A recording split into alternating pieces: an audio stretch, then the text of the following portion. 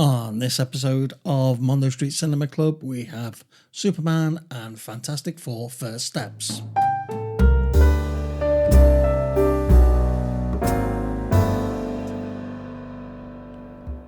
Hello and welcome to Mondo Street Cinema Club.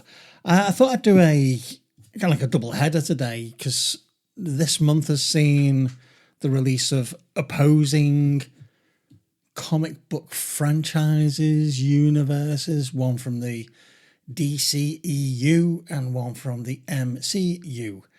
More acronyms than you can shake a stick at. So first of all, we've got Superman, brought to us by James Gunn, somebody who is obviously being incredibly successful at comic book adaptations, but somebody who I feel is as guilty for the watering down and dilution of the effectiveness of comic book films as Kevin Feige has been. So, James Gunn brings us Superman with David Corenswet as Superman, Clark Kent, Rachel Brosnahan as Lois Lane, and Nicholas Hoult as Lex Luthor. Almost forgot his name then. A myriad of cameos, and this straight away, one of the first things that people will say to you is it's lauded as going back to being a true comic book style film. Okay, so what does that mean? Well, it means it's primary colours. It means it is gone are the dark shades, the serious tones of the Zack Snyder universe. Gone are the painful furrowed brows and everything that made us go, is this really fun? I'm not a huge fan of Zack Snyder as a director, but I suppose the thing with Snyder's films is that they were grittier. They were in a land of fantasy. They were more realistic. The second film is the Fantastic Four First Steps, directed by Matt Shakman, who has dabbled within the Marvel universe before by doing WandaVision. So this stars Pedro Pascal as Reed Richards, Vanessa Kirby as Sue Storm, Eben Moss Backrack, I've said that wrong, sorry, Eben Moss, as Ben Grimm or The Thing, and Joseph Quinn as Johnny Storm or the Human Torch. And it has also got Julia Garner as Silver Surfer or Shala Bal.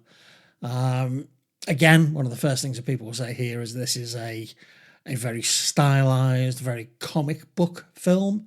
Its aesthetic is very much the 1960s. Think about the Jetsons, if you remember that, if you're old enough to remember that. But it's very stylized, modern 1960s. So if you think about the 1960s and then think about flying cars and robots and computers all mishmashing into that, that's really where the similarities between the two films end. That they both are far more comic book than what's come before them, particularly the MCU. The MCU's had quite a few missteps of late. Quite a few films where they've had, very little impact. The stories have been boring. I think personally that a lot of that is down to this, multiverse that they've put out there and this never-ending possibilities and being able to rewrite the story 1,000 times. So how do the films actually stack up? Well, I was incredibly disappointed by Superman. As nice as it was to look at, and generally it was, there was some incredibly ropey CGI in there, but you find that with most films now that CGI is not the common denominator you expect it to be. You expect the CGI to be of equal quality, but I think what happens is they get farmed out to so many different CGI houses or special effects houses that some are better than others and some have more specialities in certain things than others. And I think with Superman, I think the tone is so light that there's no peril in it. And it's gone too far away from the Zack Snyderverse. There is absolutely zero peril at any point. the riffing, the constant riffing of the Super Dog is it doesn't work for me. I know it's very, very comic accurate, and it will no doubt appeal to a much younger audience. That there's that element there now, but it didn't help the story along at all.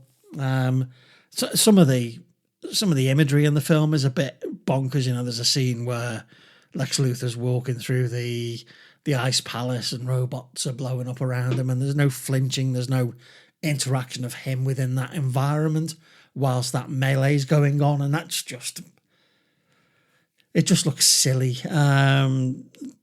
Supergirl is shoehorned in at one point and really, really awkwardly. It's like, we've got to get her in there. Yeah, I was just really disappointed. I just felt that there was no peril, there was no real cost to Superman being successful or not in defending the world. And that is completely different to how Fantastic Four First Step started off. You know, you feel in their first interaction with Galactus and Silver Surfer, there is peril, there is real, you know, there is something of a cost, there is something at stake. And I think that's where that film succeeds. I think the casting of the film's an interesting one because we've already had brain's gone blank. The guy, John, whatever his name is, married to Emily Blunt. He's already played Reed Richards, and John Krasinski. We've already had him played Reed Richards, and so many people said, "Oh, he's the perfect casting. He's perfect. He's perfect. He's perfect." And now we've got Pedro Pascal, and I like Pascal in a lot of the things he's done. But I'm just wondering whether we're getting a little bit of Pedro Pascal fatigue now.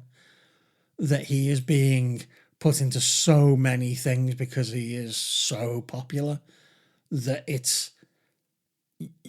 you're starting to see his act, his tics, his type of character over and over again.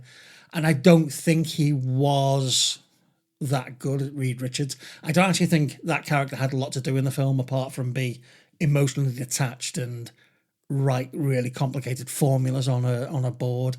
The true anchor to the Fantastic Four is Sue Storm, is Vanessa Kirby. It's about motherhood, it's about birth, it's about protection, it's about sacrificing but not sacrificing everything to achieve. I think Galactus, who is voiced by, again, my brain, Ralph Ineson, who we'll all know, great British actor, he was superb. And I know it's a voice thing, but he was brilliant. He really lent, you know, maybe it's to do with scale on the screen, but he really lent real, you know, he was imposing. He was saying, you know, your world is mine. And I really felt that while I was watching Fantastic Four, that I was really watching something unfold that meant that if they didn't get it right, something would go wrong. Again, one of my pet peeves, destruction porn. New York has got to be the most unlucky city in the world. Every time there's a Marvel film, part of New York gets destroyed. And again, they could have just put the MacGuffin, the reason how they get Galactus to Earth. They could have put it on Battery Park, which is on the tip of Manhattan, and he wouldn't have had to destroy half of Manhattan to get to it, because that city's been destroyed and rebuilt more times than is humanly possible within the timescales of the MCU films. So that's always a bit of a bugbear for me, and it was within the Snyderverse with the Superman films and the destruction of Metropolis. So Superman, I think for a younger audience looking for a far simpler film and a far simpler take on the Superman legend, it's okay for them. Anybody looking for something which is more cerebral, something you can get your teeth into, I think you're going to be disappointed. I think the comedy, James Gunn has this habit of forcing comedic moments, and it feels disjointed, it feels forced. I think you will enjoy, if you're slightly older or looking for something with a bit more story to it, I think you'll enjoy the Fantastic Four much more. Thanks for listening. See you again soon.